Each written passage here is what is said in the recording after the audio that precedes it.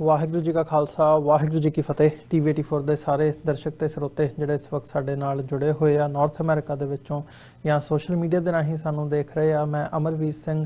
ਅੱਜ ਆਪ ਸਭ ਦਾ ਸੱਚੋ ਸੱਚ ਪ੍ਰੋਗਰਾਮ ਦੇ ਵਿੱਚ ਤਹਿ ਦਿਲੋਂ ਸਵਾਗਤ ਕਰਦਾ। ਵੀਰਜ਼ ਅੱਜ 7 ਅਪ੍ਰੈਲ 2020 25 ਚੇਤ ਨਾਨਕਸ਼ਾਹੀ ਸੰਮਤ 551 ਦਾ ਦਿਨ ਹੈ ਜਦੋਂ ਅਸੀਂ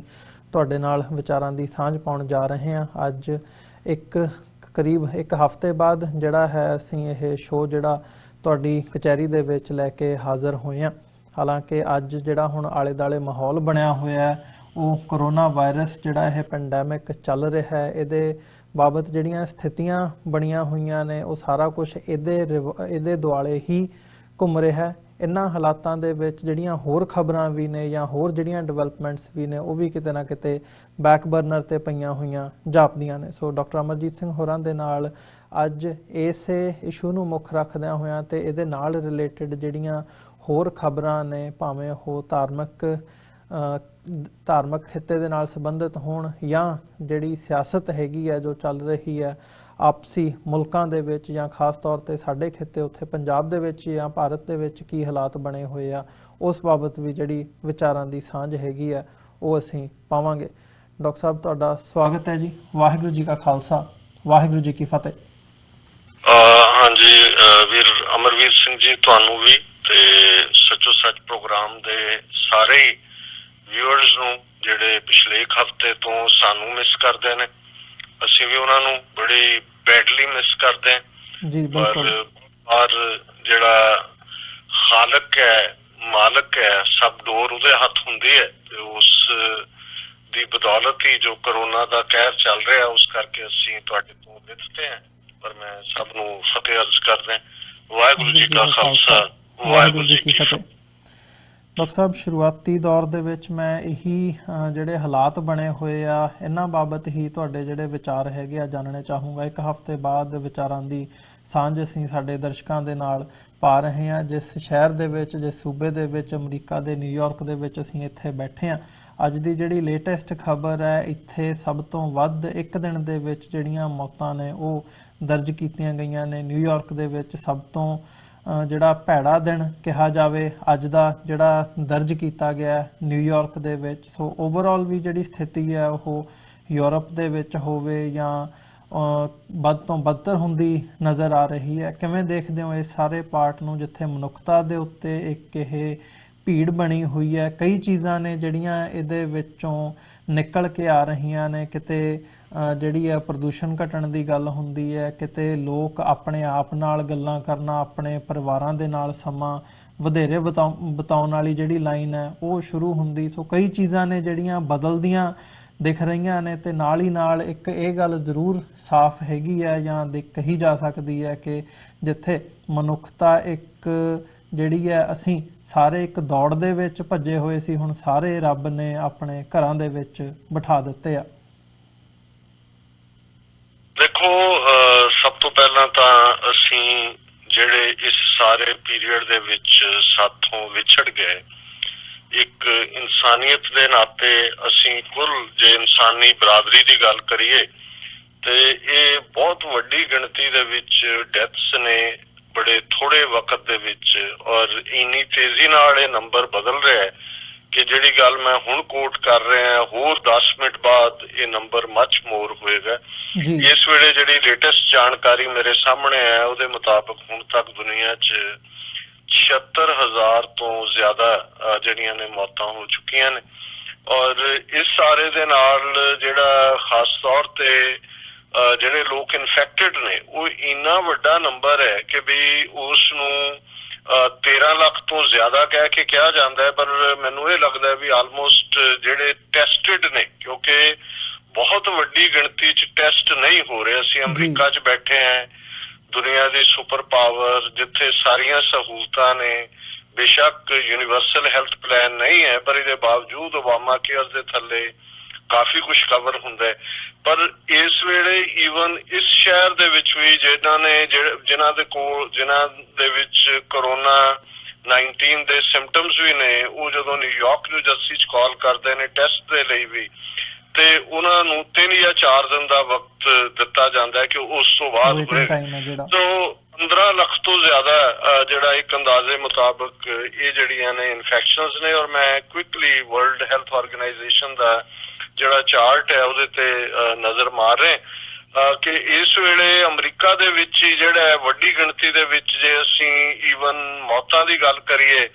ਤੇ 10,000 ਦੀ ਫਿਗਰ ਜਿਹੜੀ ਹੈ ਉਹ ਕ੍ਰਾਸ ਹੋ ਚੁੱਕੀ ਹੈ। ਔਰ ਫਰਾਂਸ ਦੇ ਵਿੱਚ ਵੀ, ਫਰਾਂਸ ਦੇ ਹਵਾਲੇ ਨਾਲ, ਕਿਉਂਕਿ ਇਨੀਸ਼ੀਅਲੀ ਜਿਹੜੀਆਂ ਖਬਰਾਂ ਸਪੇਨ ਦੇ ਹਵਾਲੇ ਨਾਲ ਸੀ, ਹੁਣ ਇੰਗਲੈਂਡ ਜਿੱਥੇ ਬੋਰਿਸ ਜੌਨਸਨ ਉਹਨਾਂ ਦੇ ਜਿਹੜੇ ਪ੍ਰਾਈਮ ਮਿਨਿਸਟਰ ਨੇ ਉਹ ਇੰਟੈਂਸਿਵ ਕੇਅਰ ਯੂਨਿਟ ਦੇ ਵਿੱਚ ਨੇ, ਪਰ ਫਰਾਂਸ ਦੇ ਵਿੱਚ ਵੀ ਤੇਜ਼ੀ ਦੇ ਨਾਲ ਜਿਹੜਾ ਮੌਤਾਂ ਦੀ ਗਿਣਤੀ ਵਧੀ ਹੈ ਔਰ 10,000 ਤੋਂ ਜ਼ਿਆਦਾ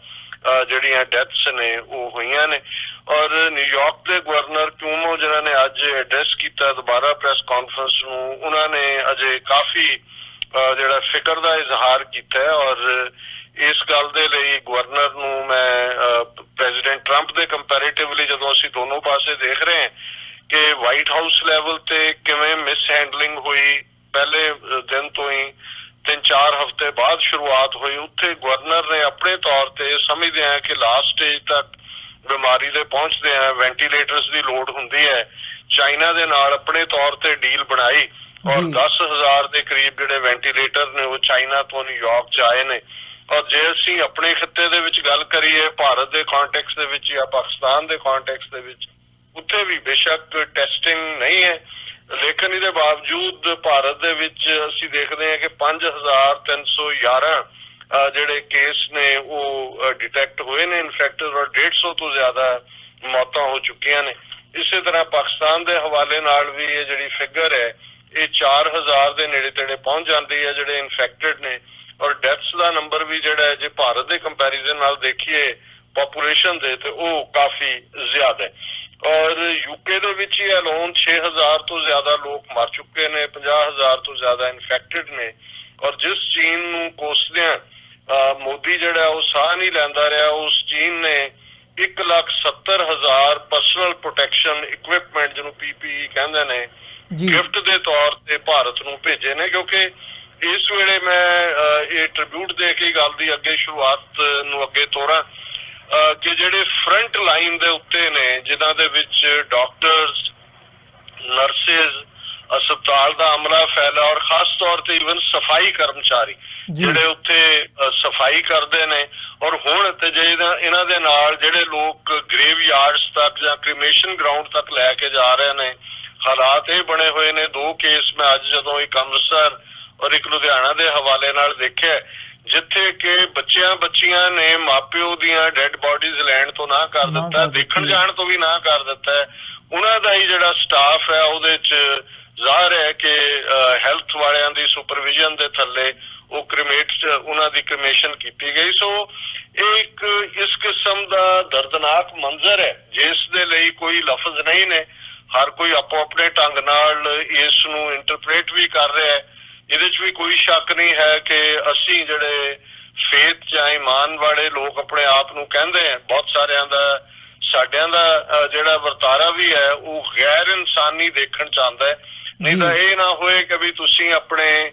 ਪੇਰੈਂਟਸ ਨੂੰ ਹੀ ਜਿਹੜਾ ਜਿਨ੍ਹਾਂ ਨੇ ਤੁਹਾਨੂੰ ਚੁੱਕਿਆ, ਖਿਡਾਇਆ, ਪਾਲਿਆ, ਆਪੋ ਆਪਣੇ ਕਿੱਤਿਆਂ ਦੇ ਵਿੱਚ ਕਾਮਯਾਬ ਕੀਤਾ, ਤੁਸੀਂ ਉਹਨਾਂ ਨੂੰ ਹੀ ਫੋਰਸੇਕ ਕਰ ਦਿਓ, ਉਹਨਾਂ ਦੇ ਹੀ ਜਿਹੜਾ ਉਹ ਨੇੜੇ ਜਾਣ ਤੋਂ ਇਨਕਾਰ ਕਰ ਦਿਓ। ਔਰ ਇਹਨਾਂ ਸਾਰੇ ਹਾਲਾਤਾਂ ਦੇ ਵਿੱਚ ਵੀ ਇਹ ਜਿਹੜਾ ਮੈਡੀਕਲ ਅਮਲਾ ਫੈਲਾ ਹੈ। ਔਰ ਜੇ ਅਸੀਂ ਵਲੰਟੀਅਰਿਜ਼ਮ ਦੀ ਗੱਲ ਕਰੀਏ ਜਿਸ ਨੂੰ ਅਸੀਂ ਦੇਖ ਰਹੇ ਹਾਂ ਕਿ ਜੇ ਨਿਊਯਾਰਕ ਦੇ ਵਿੱਚ ਇਹ ਕਾਲ ਦਿੱਤੀ ਜਾਂਦੀ ਹੈ ਨਿਊਯਾਰਕ ਦੇ ਗਵਰਨਰ ਵੱਲੋਂ ਜਾਂ ਜਿਹੜੇ ਮੇਅਰ ਵੱਲੋਂ ਕਿ 40,000 ਤੋਂ ਜ਼ਿਆਦਾ ਸਾਨੂੰ ਚਾਹੀਦੇ ਨੇ ਵਲੰਟੀਅਰ, ਦੂਸਰੇ ਕਿਵੇਂ ਅਮਰੀਕਾ ਦੀਆਂ ਅੱਡ-ਅੱਡ ਸਟੇਟਾਂ ਤੋਂ ਵਰਕਿੰਗ ਜਿਹੜੀਆਂ ਵਿਮੈਨ ਮਦਰਸ ਉਹ ਛੱਡ ਕੇ ਆਪਣਾ ਉੱਥੋਂ ਜਿਹੜਾ ਇੱਥੇ ਆ ਕੇ ਵਲੰਟੀਅਰ ਕਰ ਰਹੀਆਂ ਨੇ। ਇਵੇਂ ਹੀ ਮੈਂ ਇੰਗਲੈਂਡ ਦੇ ਹਵਾਲੇ ਨਾਲ, ਕਿਉਂਕਿ ਖਾਸ ਤੌਰ ਤੇ ਜਦੋਂ ਅਸੀਂ UK ਦੀ ਗੱਲ ਕਰਦੇ ਹਾਂ ਜਿੱਥੇ ਉਹਨਾਂ ਦੇ ਕਲੋਨੀਅਲ ਰੂਲ ਦਾ ਹਮੇਸ਼ਾ ਹੀ ਸਾਡੇ ਮਨਾਂ ਤੇ ਇੱਕ ਨਾ ਪੱਖੀ ਪ੍ਰਭਾਵ ਅਸੀਂ ਕੈਰੀ ਕਰਦੇ ਹਾਂ, ਪਰ ਮੈਂ ਦੇਖਦਾ ਕਿ ਜਿਹੜੀ ਫਾਈਟਿੰਗ ਸਪਿਰਿਟ ਹੈ ਉਹਨਾਂ ਦੇ ਕਿਵੇਂ ਬਾਹਰ ਲੋਕ ਨਿਕਲੇ ਨੇ, ਕਿਵੇਂ ਵਲੰਟੀਅਰਿਜ਼ਮ ਕਰ ਰਹੇ ਨੇ। ਔਰ ਮੈਂ ਕਾਫੀ ਇੰਪ੍ਰੈਸ ਹੋਇਆ ਜਦੋਂ ਮੈਂ 4 ਮਿੰਟ ਦਾ ਐਡਰੈਸ ਕੁਈਨ ਦਾ ਜਿਹੜਾ ਕੱਲ ਉਹਨੇ ਨੇਸ਼ਨ ਦੇ ਨਾਂ ਕੀਤਾ, ਕਿਉਂਕਿ ਜਦੋਂ ਇੰਨੀ ਵੱਡੀ ਗਿਣਤੀ 'ਚ ਲੋਕ ਸਫਰ ਕਰ ਰਹੇ ਨੇ, prime minister intensive care unit 'ਚ ਹੈ, ਜ਼ਾਹਰ ਹੈ ਕਿ ਕੁਈਨ ਜਿਹਨੇ ਜਿਸ ਕਿਸਮ ਦਾ 4 ਮਿੰਟ 'ਚ ਆਪਣੇ ਨੇਸ਼ਨ ਦਾ ਕੇਸ ਬਿਲਡ ਕੀਤਾ, ਉਹਨੇ 1940 ਦੀ ਯਾਦ ਦਹਾਨੀ ਕਰਵਾਈ ਜਦੋਂ ਕਿ ਉਹ ਟੀਨ ਏਜ ਸੀ, ਕਿ ਉਦੋਂ ਵੀ ਜਦੋਂ ਕਿ ਜਰਮਨ ਦੇ ਜਿਹੜੇ ਬੰਬਾਰਡਮੈਂਟ ਕਰਨ ਵਾਲੇ ਜਹਾਜ਼ ਲੰਡਨ ਦੇ ਉੱਤੇ ਸੀ, ਔਰ ਕਿਵੇਂ ਉਹਨਾਂ ਨੇ ਬੱਚਿਆਂ ਨੂੰ ਪੇਰੈਂਟਸ ਤੋਂ ਸੈਪਰੇਟ ਕਰਕੇ ਦੂਰ ਭੇਜਿਆ ਸੀ। ਤੇ ਉਹਨੇ ਕੁਈਨ ਨੇ ਕਿਹਾ ਵੀ ਮੈਂ ਉਦੋਂ ਆਪਣੀ ਛੋਟੀ ਭੈਣ ਦੇ ਨਾਲ, ਔਰ ਉਹ ਜਦੋਂ ਜ਼ਿਕਰ ਕਰ ਰਹੀ 80 ਸਾਲ ਪਹਿਲਾਂ ਦਾ ਜ਼ਿਕਰ ਕਰ ਰਹੀ ਹੈ ਕਿ ਉਹ ਤਕਲੀਫ ਵੀ ਅਸੀਂ ਦੇਖੀ, ਔਰ ਅੱਜ ਜਿਹਦੇ ਚੋਂ ਉਹਨੇ ਕਿਹਾ ਵੀ ਅੱਜ ਮੈਨੂੰ ਉਹ ਮੰਜ਼ਰ ਯਾਦ ਆ ਰਿਹਾ, ਪਰ ਅਸੀਂ ਉਹਨੂੰ ਵੀ ਓਵਰਕਮ ਕੀਤਾ, ਅਸੀਂ ਐਜ਼ ਏ ਪੀਪਲ ਇਕੱਠੇ ਹੈ ਔਰ ਐਜ਼ ਏ ਨੇਸ਼ਨ। ਔਰ ਉਹਨੇ ਬਾਕੀ ਸਾਰਿਆਂ ਦਾ ਵੀ ਜਿਹੜੇ ਬਿਲੀਵਰ ਨੇ ਦੁਨੀਆ ਜਾਂ ਨਾਨ ਬਿਲੀਵਰ ਨੇ, ਸਾਰਿਆਂ ਨੇ ਉਹਨਾਂ ਨੇ ਕਿਹਾ ਕਿ ਭਾਈ ਤੁਸੀਂ ਪੌਂਡਰ ਅਪੌਨ ਕਰੋ ਔਰ ਅਸੀਂ ਇਸ ਨੂੰ ਓਵਰਕਮ ਕਰਾਂਗੇ। ਮੈਂ ਇਹ ਸਮਝਦਾ ਵੀ ਇਸ ਦੇ ਉਲਟ ਜਾਂ ਬਰਕਸ ਪ੍ਰੈਜ਼ੀਡੈਂਟ ਟਰੰਪ, ਉਹਨਾਂ ਦੀਆਂ ਜਿਹੜੀਆਂ ਡੇਲੀ ਬਰੀਫਿੰਗਸ ਨੇ, ਖਾਸ ਤੌਰ ਤੇ ਉਹਨਾਂ ਦੀ ਕੋਰੋਨਾ ਵਾਇਰਸ ਟਾਸਕ ਫੋਰਸ ਦੇ ਥੱਲੇ, ਔਰ ਉਹਦੇ ਚੋਂ ਆਪਣਾ ਪੋਲੀਟੀਕਲ ਮਸਾਲਾ ਵੀ ਵੇਚ ਰਹੇ ਨੇ, ਆਪਣਾ ਗੈਰ ਜ਼ਿੰਮੇਦਾਰਾਨਾ ਮੈਡੀਕਲ ਐਡਵਾਈਜ਼ਰ ਵੀ ਬਣੇ ਹੋਏ ਨੇ। ਔਰ ਬਹੁਤ ਵਾਰ ਮੈਂ ਡਾਕਟਰ ਐਂਥਨੀ ਫਾਊਚੀ ਜਿਹੜੇ ਕਿ ਹੈਡ ਕਰਦੇ ਨੇ white house corona virus task force ਨੂੰ, ਉਹਨਾਂ ਨੂੰ ਮੈਂ ਬੇਬਸ ਦੇਖਦਾ ਜਦੋਂ ਕਿ ਉਹ ਰਿਪੀਟਡਲੀ ਕਹਿ ਰਹੇ ਹੁੰਦੇ ਨੇ ਕਿ ਇਹ ਜਿਹੜੀ hydroxychloroquine is the best drug, that is the magic drug, that is this drug, that drug। ਲੇਕਿਨ ਜਿਹੜਾ ਕੋਈ ਜ਼ਿੰਮੇਵਾਰੀ ਦਾ ਜਾਂ ਜਿਹੜੇ ਲੋਕ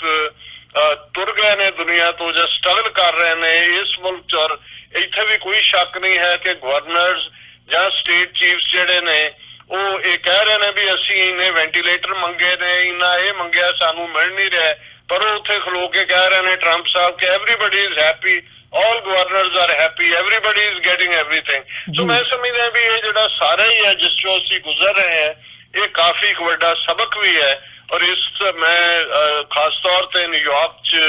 ਜਦੋਂ ਅਸੀਂ ਵਿਦਨ ਕਮਿਊਨਿਟੀ ਦੇਖਦੇ ਹਾਂ, ਅਨਫੋਰਚੂਨੇਟਲੀ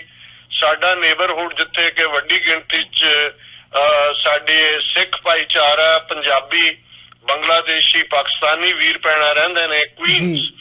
ਇਸ ਵੇਲੇ ਨਿਊਯਾਰਕ ਬੇਸ਼ੱਕ ਦੁਨੀਆ 'ਚ ਐਪੀ ਸੈਂਟਰ ਦੇ ਤੌਰ ਤੇ ਕੋਰੋਨਾ ਵਾਇਰਸ ਦਾ ਕਿਹਾ ਜਾ ਰਿਹਾ, ਪਰ ਨਿਊਯਾਰਕ 'ਚ ਵੀ ਅੱਗੋਂ ਜਿਹੜਾ ਕੁਈਨਸ ਹੈ ਉਹ ਐਪੀ ਸੈਂਟਰ ਬਣਿਆ ਹੋਇਆ ਹੈ। ਔਰ ਮੈਂ ਜਿੱਥੇ ਅਸੀਂ ਇਸ ਸਾਰੇ ਦੀ ਵਬਾ ਦਾ ਜਿਹੜਾ ਪਹਿਲਾ ਸ਼ਿਕਾਰ ਇੱਥੇ ਨਿਊਯਾਰਕ ਦੇ ਵਿੱਚ ਸਾਡੇ ਫਲਸ਼ਿੰਗ ਗੁਰਦੁਆਰਾ ਸਾਹਿਬ ਨਾਲ ਜੁੜੇ ਹੋਏ ਔਰ ਉੱਥੋਂ ਦੇ ਪੰਜਾਬੀ ਸਕੂਲ ਦੇ ਪ੍ਰਿੰਸੀਪਲ ਮਹਿੰਦਰ ਸਿੰਘ ਹੇਅਰ, ਜਿਨ੍ਹਾਂ ਤੋਂ ਸਾਨੂੰ ਵਿਛੋੜਾ ਮਿਲਿਆ ਸੀ, ਉਹ ਪਹਿਲੇ ਵਿਕਟਮ ਬਣੇ ਸੀ। ਲੇਕਿਨ ਇਹਨਾਂ ਪਿਛਲੇ ਕੁਝ ਦਿਨਾਂ ਦੇ ਵਿੱਚ, ਪਿਛਲੇ 4-5 ਦਿਨਾਂ ਦੇ ਵਿੱਚ 3 ਸਾਡੇ ਹੋਰ ਉਹ ਪ੍ਰੋਮੀਨੈਂਟ ਵੀਰ ਜਿਹੜੇ ਪੰਥਕ ਸਫਾ ਦੇ ਵਿੱਚ ਜਿਹੜੇ ਨੇ ਉਹ ਪੇਸ਼ ਸਨ, ਸਭ ਤੋਂ ਮੂਹਰੇ ਸਨ, ਔਰ ਸਾਡੇ ਨਾਲ ਵੀ ਨਿੱਜੀ ਤੌਰ ਤੇ ਜਿਹੜਾ ਉਹਨਾਂ ਦਾ ਇੱਕ ਆਪਣੇ ਕਿਸਮ ਦਾ ਪਿਆਰ ਰਿਹਾ, ਉਹ ਸਾਨੂੰ ਵਿਛੋੜਾ ਦੇ ਗਏ ਨੇ। ਉਹਨਾਂ ਦੇ ਵਿੱਚ ਮਨਜੀਤ ਸਿੰਘ ਜਿਹੜੇ ਕਿ ਗੁਰਦੁਆਰਾ ਰਿਚਮੰਡ ਹਿੱਲ ਦੇ ਨਾਲ ਹੀ ਨਹੀਂ, ਸਾਰੇ ਹੀ ਮੈਂ ਸਮਝਦਾ ਨਿਊਯਾਰਕ ਦੇ ਪੰਥ ਦੇ ਨਾਲ ਹੀ ਹਮੇਸ਼ਾ ਸੇਵਾ ਵਿੱਚ ਸਭ ਤੋਂ ਅੱਗੇ ਸਨ, ਉਹਨਾਂ ਨੇ ਸਾਨੂੰ ਵਿਛੋੜਾ ਦਿੱਤਾ। ਵੀਰ ਗੁਰਦੀਪ ਸਿੰਘ ਜਿਹੜੇ ਇੱਕ ਬੜੇ ਐਕਟਿਵਿਸਟ ਦੇ ਤੌਰ ਤੇ ਸ਼੍ਰੋਮਣੀ ਅਕਾਲੀ ਦਲ ਅੰਮ੍ਰਿਤਸਰ ਦੇ ਨਾਲ ਔਰ ਬਾਕੀ ਵੀ ਪੰਥਕ ਸਫਾ 'ਚ ਵਿਚਰਦੇ ਸੀ, ਉਹ ਸਾਨੂੰ ਵਿਛੋੜਾ ਦੇ ਗਏ ਨੇ। ਔਰ ਪਿਛਲੇ ਕੱਲ ਹੀ ਵੀਰ ਕੁਲਵਿੰਦਰ ਸਿੰਘ ਜਿਨ੍ਹਾਂ ਦਾ ਸਬੰਧ ਪਾਂਸ਼ਟਾ ਜਿੱਥੋਂ ਜਥੇਦਾਰ ਤਲਵਿੰਦਰ ਸਿੰਘ ਬੱਬਰ ਆਏ ਨੇ ਉਹਨਾਂ ਨਾਲ ਸੀ, 91-92 ਤੋਂ ਜਿਹੜਾ ਉਹ ਉਹਨਾਂ ਨੂੰ ਮੈਂ ਜਾਣਦਾ ਸੀ ਨਿੱਜੀ ਤੌਰ ਤੇ, ਹਰ ਪ੍ਰੋਟੈਸਟ ਦੇ ਵਿੱਚ, ਹਰ ਡੈਮੋਨਸਟ੍ਰੇਸ਼ਨ ਦੇ ਵਿੱਚ। ਔਰ ਇੱਥੇ ਵੀ ਉਹਨਾਂ ਦਾ ਇੱਕ ਚੰਗਾ ਕਾਰੋਬਾਰ, ਉਹਨਾਂ ਦਾ ਟੋ ਟਰੱਕਸ ਉਹਨਾਂ ਦੇ ਕੋਲ ਸੀ, ਆਨਾ ਮੰਦੇ ਭਾਗਾਂ ਨੂੰ ਨਾ ਉਹਨਾਂ ਦੀ ਅਸਾਈਲਮ ਅਪਰੂਵ ਹੋ ਸਕੀ, ਔਰ ਆਪਣੇ ਪਰਿਵਾਰ ਨਾਲੋਂ ਵਿਛੜੇ ਹੋਏ ਸਨ ਇਹਨਾਂ ਸਾਰੇ ਹੀ 1987-88 ਤੋਂ ਲੈ ਕੇ, ਉਹ ਵੀ ਕੱਲ ਸਾਨੂੰ ਵਿਛੋੜਾ ਦੇ ਗਏ ਨੇ। ਸੋ ਇਹ ਸਾਡੇ ਲਈ ਇੱਕ ਨਿੱਜੀ ਪੀੜ ਵੀ ਹੈ। ਔਰ ਜਦੋਂ ਸਾਡੇ ਬਹੁਤ ਸਾਰੇ ਵੀਰ ਕਾਲ ਕਰਕੇ ਪੁੱਛਦੇ ਨੇ ਕਿਵੇਂ ਹੈ, ਮੈਂ ਕਿਹਾ ਜੀ ਠੀਕ ਹੈ, ਪਰ ਜਦੋਂ ਤੁਸੀਂ ਤੁਹਾਡੇ ਆਪਣੇ ਜਿਹੜਾ ਵਜੂਦ ਦੇ ਵਿੱਚ ਜਿਹੜੇ ਲੋਕ ਨਾਲ ਜੁੜੇ ਹੋਏ ਨੇ, ਇਨਸਾਨੀਅਤ ਦੇ ਨਾਲ ਜਦੋਂ ਅਸੀਂ ਸੋਚਦੇ ਹਾਂ ਤੇ 4 ਚਫੇਰੇ ਜਿਹੜਾ ਮੌਤ ਦਾ ਜਿਹੜਾ ਨਾਚ ਤੁਹਾਨੂੰ ਨਜ਼ਰ ਆ ਰਿਹਾ ਹੈ, ਤੇ ਫਿਰ ਅੰਦਰੋਂ ਇਹੀ ਜਿਹੜੀ ਹੈ ਪੁਕਾਰ ਸਤਿਗੁਰੂ ਦੇ ਚਰਨਾਂ ਦੇ ਵਿੱਚ, ਰੱਬ ਦੇ ਖਾਲਕ ਦੇ ਸਾਹਮਣੇ ਨਿਕਲਦੀ ਹੈ ਕਿ ਇੱਥੇ ਮਾਰ ਪਈ ਕੁਰਲਾਣੇ ਟੈਂਕੀ ਦਰਦ ਨਾ ਆਇਆ, ਕਿ ਇਹ ਇਸ ਕਿਸਮ ਦੀ ਵਬਾ ਜਿਸ ਨੇ ਕਿੰਨੇ ਘਰ ਵਿਰਾਨ ਕਰ ਦਿੱਤੇ ਨੇ। ਅਸੀਂ ਤਾਂ ਅੱਜ ਕੰਪੈਰੀਜ਼ਨ ਹੋ ਰਿਹਾ ਕਿ ਕਿਸ ਦਿਨ ਜ਼ਿਆਦਾ ਮੌਤਾਂ ਨੇ ਕਿਸ ਦਿਨ ਘੱਟ ਨੇ, ਪਰ ਜਿਹੜੇ ਚਲੇ ਗਏ ਉਹ ਤਾਂ ਚਲੇ ਗਏ, ਲੇਕਿਨ ਕਿੰਨੇ ਲੋਕ ਜਿਹੜੇ ਉਹਨਾਂ ਨਾਲ ਜੁੜੇ ਹੋਏ, ਉਹਨਾਂ ਦੇ ਪਰਿਵਾਰ, ਉਹਨਾਂ ਦੇ ਬੱਚੇ, ਉਹਨਾਂ ਦੇ ਜਿਹੜਾ, ਔਰ ਕਿਉਂਕਿ ਇਸ ਵੇਲੇ ਅਸੀਂ ਇਹ ਦੇਖ ਰਹੇ ਹਾਂ ਜਿਹੜੇ ਟ੍ਰੈਂਡ ਦੁਨੀਆ ਭਰ ਚ ਸਾਹਮਣੇ ਆਏ ਨੇ ਡਾਟੇ ਤੋਂ, ਲਗਭਗ 80% ਜਿਹੜੀਆਂ ਡੈਥਸ ਨੇ, ਮੌਤਾਂ ਨੇ, ਉਹ ਮੇਲਸ ਦੇ ਵਿੱਚ ਨੇ, ਮਰਦਾਂ ਦੇ ਵਿੱਚ ਨੇ। ਸੋ ਕਿੰਨੇ ਲੋਕ ਬੇਸਹਾਰਾ ਹੋ ਰਹੇ ਨੇ, ਔਰ ਇਸ ਦਾ ਹੁਣ ਉਹ ਵੀ ਕੋਈ ਗੱਲ ਨਹੀਂ ਰਹੀ ਕਿ ਜੀ ਇਹ ਸਿਰਫ ਬੁਢਾਪੇ ਚ ਹੈ, ਛੋਟੇ ਬੱਚੇ ਵੀ 6-6 ਮਹੀਨੇ ਦੇ ਬੱਚੇ ਵੀ ਸ਼ਿਕਾਰ ਨੇ, ਯੰਗ ਮੈਨ ਵੀ ਨੇ। ਇਹ ਵੀ ਮਿਥ ਟੁੱਟ ਗਿਆ ਕਿ ਜਿਹੜੇ ਆਲਰੇਡੀ ਕਿਸੇ ਕੰਡੀਸ਼ਨ ਚ ਨੇ ਬਿਮਾਰੀ ਦੀ, ਕੋਈ ਡਾਇਬਟਿਕ ਹੈ ਜਾਂ ਕੋਈ ਹਾਰਟ ਪੇਸ਼ੈਂਟ ਹੈ ਜਾਂ ਕੈਂਸਰ ਪੇਸ਼ੈਂਟ ਹੈ, ਨਹੀਂ, ਇਹ ਵੀ ਨਹੀਂ ਹੈ, ਇਹ ਹੈਲਥੀ ਲੋਕ ਵੀ ਜਾ ਰਹੇ ਨੇ। ਸੋ ਕੁੱਲ ਮਿਲਾ ਕੇ ਇੱਕ ਬੜਾ ਦੁੱਖ ਦਾ ਮੰਜ਼ਰ ਹੈ ਸਾਰੇ ਪਾਸੇ, ਪਰ ਮੈਂ ਇਸ ਨੂੰ ਹੋਪ ਦੇ ਨੋਟ ਨਾਲ ਹੀ ਐਂਡ ਕਰਾਂਗਾ ਕਿ ਅਲਟੀਮੇਟਲੀ ਜੇ ਅਸੀਂ ਅੱਡ-ਅੱਡ ਧਾਰਮਿਕ ਫੇਥਸ ਦੀ ਗੱਲ ਕਰੀਏ ਤੇ ਇਨਸਾਨ ਰੱਬ ਨੇ ਆਪਣੇ ਇਮੇਜ ਦੇ ਵਿੱਚ ਘੜਿਆ ਹੈ, ਉਸ ਨੇ ਬਣਾਇਆ। ਬੇਸ਼ੱਕ ਉਹ ਆਦਮ ਤੇ ਈਵ ਬਣਾ ਕੇ ਹੈ, ਬੇਸ਼ੱਕ ਉਹਨੇ ਜਿਸ ਕਿਸਮ ਦਾ ਜਿਹੜਾ ਹੈ ਉਹ ਇਸ ਧਰਤੀ ਦੇ ਉੱਤੇ ਇਨਸਾਨ ਨੂੰ ਸਰਦਾਰ ਬਣਾਇਆ ਹੈ, ਸਿਕਦਾਰ ਬਣਾਇਆ, ਤੇ ਅਲਟੀਮੇਟਲੀ ਰੱਬ ਹਾਫਿਜ਼ ਹੈ। ਇਹ ਉਸ ਦਾ ਹੁਕਮ ਹੈ, ਉਸ ਦਾ ਭਾਣਾ ਹੈ, ਉਸ ਦੀ ਰਜ਼ਾ ਹੈ। ਇਹਦਾ ਕੀ ਸਬਕ ਹੈ? ਲੇਕਿਨ ਇਸ ਕੋਈ ਸ਼ੱਕ ਨਹੀਂ ਹੈ ਕਿ ਜਦੋਂ ਤੱਕ ਇਸ ਵਬਾ ਦੀ ਇੰਟੈਂਸਿਟੀ ਮੁੱਕੇਗੀ, ਨਾਰਮਲਸੀ ਵੱਲ ਗੱਲ ਜਾਏਗੀ, ਉਹ ਸੰਸਾਰ ਲਗਭਗ ਡਿਫਰੈਂਟ ਹੋਏਗਾ ਇਹਦੇ ਨਾਲੋਂ। ਉਹ ਅਸੀਂ ਫੈਕਟਰਸ ਜਿਹੜੀ ਜਦੋਂ ਡਿਸਕਸ਼ਨ ਅੱਗੇ ਤੁਰਦੀ ਹੈ ਉਸ ਦੇ ਵਿੱਚ ਗੱਲਬਾਤ ਕਰਾਂਗੇ। ਜੀ ਬਿਲਕੁਲ ਡਾਕਟਰ ਸਾਹਿਬ, ਜਿਵੇਂ ਤੁਸੀਂ ਗੱਲ ਕੀਤੀ ਹੈ ਕਿ ਜਿਹੜੀ ਇਹ ਸਥਿਤੀ ਬਣੀ ਹੋਈ ਹੈ, ਇਹ ਹਾਲਾਤ ਨੇ ਜਿਹਦੇ ਵਿੱਚੋਂ ਮਨੁੱਖਤਾ ਇਹ ਇਸ ਵਕਤ ਲੰਘ ਰਹੀ ਹੈ, ਬੜੀ ਔਖੀ ਘੜੀ ਹੈ, ਤੇ ਉਮੀਦ ਹੀ ਕੀਤੀ ਜਾ ਸਕਦੀ ਹੈ, ਅਰਦਾਸ ਹੈ ਵਾਹਿਗੁਰੂ ਦੇ ਚਰਨਾਂ ਦੇ ਵਿੱਚ ਕਿ ਇਸ ਔਖੀ ਘੜੀ ਦੇ ਵਿੱਚੋਂ ਲੰਘਣ ਦੇ ਲਈ ਸਾਰਿਆਂ ਨੂੰ ਬਲ ਬਖਸ਼ਣ, ਤੇ ਜਿਹੜੇ ਖਾਸ ਤੌਰ ਤੇ ਫਰੰਟ ਲਾਈਨ ਦੇ ਵਿੱਚ ਇਸ ਦੇ ਨਾਲ ਜੂਝ ਰਹੇ ਆ, ਉਹ ਭਾਵੇਂ ਮੈਡੀਕਲ ਫੀਲਡ ਦੇ ਨਾਲ ਸੰਬੰਧਿਤ ਹੋਣ ਜਾਂ ਹੋਰ ਹੋਣ, ਉਹਨਾਂ ਨੂੰ ਜ਼ਰੂਰ ਇਸ ਔਖੀ ਘੜੀ ਦੇ ਵਿੱਚ ਜਿਹੜਾ ਹੈ ਉਹਨਾਂ ਦੇ ਸਿਰਾਂ ਦੇ ਉੱਤੇ ਮਿਹਰ ਭਰਿਆ ਹੱਥ ਰੱਖਣ। ਸੋ ਗੱਲਬਾਤ ਨੂੰ ਡਾਕਟਰ ਸਾਹਿਬ ਅੱਗੇ ਤੋਰੀਏ। ਜਿਵੇਂ ਤੁਸੀਂ ਜ਼ਿਕਰ ਕੀਤਾ ਟਰੰਪ ਸਾਹਿਬ ਦਾ ਜਾਂ ਉਹਨਾਂ ਦੇ ਜਿਹੜੇ ਬਿਆਨ ਹੈਗੇ ਆ ਉਹਨਾਂ ਦਾ, ਇਸ ਵਕਤ ਜਿਹੜੀ ਸਿਚੁਏਸ਼ਨ ਅਮਰੀਕਾ ਦੇ ਵਿੱਚ ਬਣੀ ਹੋਈ ਹੈ, ਤੁਸੀਂ ਚੀਨ ਦਾ ਵੀ ਜ਼ਿਕਰ ਕੀਤਾ ਵੀ ਉਹਨਾਂ ਨੇ ਵੀ ਮਦਦ ਕੀਤੀ ਹੈ ਭਾਰਤ ਦੀ, ਭਾਵੇਂ ਜਿਹੜਾ ਉਹਨਾਂ ਦਾ ਭਾਰਤ ਦਾ ਰਵੱਈਆ ਚੀਨ ਪ੍ਰਤੀ ਕਿਵੇਂ ਦਾ ਹੈਗਾ, ਪਰ ਇਹ ਸਾਰੀ ਸਥਿਤੀ ਦੇ ਚਲਦਿਆਂ ਇਸ ਵਕਤ ਹੁਣ ਜਿਹੜੀ ਲੇਟੈਸਟ ਖਬਰ ਆਈ ਹੈ ਕਿ ਅਮਰੀਕਾ ਵੱਲੋਂ ਇੰਡੀਆ ਨੂੰ ਇਹ ਗੱਲ ਕਹੀ ਗਈ ਕਿ ਜਿਹੜੇ ਡਰੱਗਸ ਪੈਰਾਸੀਟਾਮੋਲ ਤੇ ਅਦਰਵਾਈਜ਼ ਹੋਰ ਹੈਗੇ ਆ ਉਹ ਸਾਨੂੰ ਭੇਜੋ, ਜਿਨ੍ਹਾਂ ਦਾ ਕੰਟਰੈਕਟ ਹਾਲਾਂਕਿ ਪਹਿਲਾਂ ਹੋਇਆ ਸੀ ਪਰ ਉਹਨਾਂ ਨੇ ਐਕਸਪੋਰਟ ਤੇ ਰੋਕ ਲਾਈ ਸੀ। ਸੋ ਟਰੰਪ ਸਾਹਿਬ ਨੇ ਘੁਰਕੀ ਮਾਰੀ ਹੈ, ਉਹਨਾਂ ਨੇ ਦਬਕਾ ਮਾਰਿਆ ਤੇ ਨਾਲ ਦੀ ਨਾਲ ਉਹਨਾਂ ਨੇ ਜਿਹੜੀ ਹੈ ਇੰਡੀਆ ਵਾਲਿਆਂ ਨੇ ਛੱਡ ਦਿੱਤੀ ਹੈ ਕਿ ਠੀਕ ਹੈ ਜੀ ਅਸੀਂ ਭੇਜ ਦਿੰਦੇ ਹਾਂ। ਉਹਨਾਂ ਨੇ ਜਿਹੜੀ ਐਕਸਪੋਰਟ ਦੇ ਨੂੰ ਜਿਹੜੀ ਹੈ ਖੁੱਲ੍ਹ ਦੇ ਦਿੱਤੀ ਹੈ। ਸੋ ਇਹ ਜਿਹੜੀ ਡਿਵੈਲਪਮੈਂਟ ਹੋਈ ਹੈ ਇੱਕ ਪੋਲੀਟਿਕਸ ਦੇ ਨਜ਼ਰੀਏ ਤੋਂ ਇਹਨੂੰ ਤੁਸੀਂ ਕਿਵੇਂ ਦੇਖਦੇ ਹੋ, ਜਿੱਥੇ ਇਹ ਸਾਰਾ ਜਿਹੜਾ ਵਾਇਰਸ ਦਾ ਪੈਂਡੈਮਿਕ ਦਾ ਮਾਹੌਲ ਬਣਿਆ ਹੋਇਆ ਉਹਦੇ ਬਿਹਾਈਂਡ ਇਹ ਸਾਰੀਆਂ ਜਿਹੜੀਆਂ ਗੱਲਾਂ ਨੇ ਉਹ ਵੀ ਨਾਲ ਨਾਲ ਚੱਲ ਰਹੀਆਂ ਨੇ? ਦੇਖੋ, ਮੈਂ ਅੱਜ ਹੀ ਕਿਉਂਕਿ ਕੱਲ ਦੀ ਬਰੀਫਿੰਗ ਦੇ ਵਿੱਚ ਹੀ ਪ੍ਰੈਜ਼ੀਡੈਂਟ ਟਰੰਪ ਨੇ ਇਹ ਗੱਲ ਫੋਰਸਫੁਲੀ ਕਹੀ ਸੀ ਕਿ ਵੀ ਮੈਂ ਮੋਦੀ ਨਾਲ ਗੱਲ ਕੀਤੀ ਹੈ ਕਿ ਸਾਨੂੰ ਜਿਹੜੀ ਹੈ ਹਾਈਡਰੋਕਸੀ ਕਲੋਰੋਕੁਇਨ ਉਹ ਐਕਸਟਰਾ ਭੇਜੀ ਜਾਏ, ਔਰ ਉਹਨੇ ਅਜੇ ਤੱਕ ਰਿਸਪੌਂਡ ਨਹੀਂ ਕੀਤਾ। ਪਰ ਜੇ ਇੰਡੀਆ ਨੇ ਇਸ ਠੀਕ ਹੈ ਕਹਿੰਦਾ ਵੀ ਜੇ ਉਹਨਾਂ ਨੇ ਨਾ ਮੰਨੇ ਤੇ ਫਿਰ ਅਸੀਂ ਰੀਟੈਲੀਏਟ ਕਰਾਂਗੇ, ਇਹ ਲਫ਼ਜ਼ ਉਹਨੇ ਕਹੇ। ਹੁਣ ਮੈਂ ਦੇਖ ਰਿਹਾ ਸੀ ਕਿ ਉਹ ਭਾਰਤ ਦਾ ਸਾਰਾ ਮੀਡੀਆ, ਉਹਨਾਂ ਦੀ ਹਕੂਮਤ, ਜਿਹੜੇ ਸੁਪਰ ਪਾਵਰ, ਹਿੰਦੂ ਰਾਸ਼ਟਰ ਤੇ ਪਤਾ ਨਹੀਂ ਕੀ ਕੀ ਆਪਣੇ ਆਪ ਨੂੰ ਬਣਾਇਆ ਹੋਇਆ ਕਿ ਵੀ ਇਹ ਕਿਵੇਂ ਰਿਐਕਟ ਕਰਨਗੇ, ਕਿਉਂਕਿ ਇਹ ਡਾਇਰੈਕਟ ਖਲੋ ਕੇ ਦੁਨੀਆ ਭਰ ਦੇ ਮੀਡੀਆ ਦੇ ਸਾਹਮਣੇ, ਔਰ ਕਿਉਂਕਿ ਸਾਰੀਆਂ ਪ੍ਰੈਸ ਕਾਨਫਰੰਸਿਸ ਲਾਈਵ ਹੁੰਦੀਆਂ ਨੇ, ਨਾਲ ਦੀ ਨਾਲ ਸਾਰੇ ਪਾਸੇ ਪਹੁੰਚ ਜਾਂਦੀਆਂ ਕਿ ਭਾਈ ਉਹ ਕਿਵੇਂ ਰਿਐਕਟ ਕਰਨਗੇ। ਕਿਉਂਕਿ ਇਸ ਤੋਂ ਪਹਿਲਾਂ ਮਾਰਚ ਦੇ ਅਖੀਰਲੇ ਹਫ਼ਤੇ 'ਚ ਭਾਰਤ ਨੇ, ਉਹਨਾਂ ਦੇ ਸੰਬੰਧਿਤ ਮਹਿਕਮੇ ਨੇ ਇਸ ਗੱਲ ਦੇ ਉੱਤੇ ਪਾਬੰਦੀ ਲਾਤੀ ਸੀ ਕਿ ਹੁਣ ਕਿਉਂਕਿ ਸਾਡਾ ਆਪਣਾ ਨੇਸ਼ਨ ਬੜਾ ਵੱਡਾ ਹੈ ਔਰ ਬਹੁਤ ਲੋਕ ਸਫਰ ਕਰ ਰਹੇ ਨੇ, ਨਵੇਂ ਕੇਸ ਡਿਟੈਕਟ ਹੋ ਰਹੇ ਨੇ ਔਰ ਮਲੇਰੀਆ ਸੀਜ਼ਨ ਵੀ ਆਉਣ ਵਾਲਾ, ਸੋ ਉਹਨਾਂ ਨੇ ਕਿਹਾ ਵੀ ਕਿਸੇ ਕਿਸਮ ਦੀ ਵੀ ਜਿਹੜੀ ਡਰੱਗਸ ਨੇ ਉਹਨਾਂ ਦਾ ਐਕਸਪੋਰਟ ਦੇ ਉੱਤੇ ਅਸੀਂ ਬੈਨ ਲਾ ਰਹੇ। ਸੋ ਜ਼ਾਹਰ ਹੈ ਭਾਰਤ ਦਾ ਜਿਹੜਾ ਰੈਵਨਿਊ ਜਨਰੇਟ ਕਰਦੇ ਨੇ ਉਹਨਾਂ 'ਚ ਇੱਕ ਹਿੱਸਾ ਜਿਹੜਾ ਹੈ ਉਹਨਾਂ ਦਾ ਮੈਡੀਕਲ ਇੰਡਸਟਰੀ ਦਾ ਹੈਗਾ, ਜਿਹਦੇ 'ਚ ਇੱਕ ਅੱਧੀ ਕੰਪਨੀ ਜਿਹੜੀ ਕਦੇ ਅਮਰੀਕਾ ਦੇ ਨਾਲ ਵੀ ਡਾਇਰੈਕਟ ਤਾਵਨ ਕਰਦੀ ਸੀ, ਰੈਨਬੈਕਸੀ, ਉਹਦੇ ਤੇ ਪਾਬੰਦੀ ਲੱਗੀ ਕਿਉਂਕਿ ਉਹਨਾਂ ਦਾ ਫਰਾਡ ਜਿਹੜਾ ਸੀ ਉਹ ਸਾਹਮਣੇ ਆਇਆ। ਲੇਕਿਨ ਹੁਣ ਵੀ ਜਿਹੜੀਆਂ ਇਸ ਕਿਸਮ ਦੀਆਂ ਡਰੱਗਸ ਨੇ, ਖਾਸ ਤੌਰ ਤੇ ਹਾਈਡਰੋਕਲੋਰੋਕੁਇਨ ਜਾਂ ਪੈਰਾਸੀਟਾਮੋਲ, ਇਹ ਜਿਹੜਾ ਹੈ ਉਹ ਐਕਸਪੋਰਟ ਕਰਦੇ ਨੇ ਔਰ ਅਮਰੀਕਾ 'ਚ ਆਉਂਦੀਆਂ ਨੇ। ਔਰ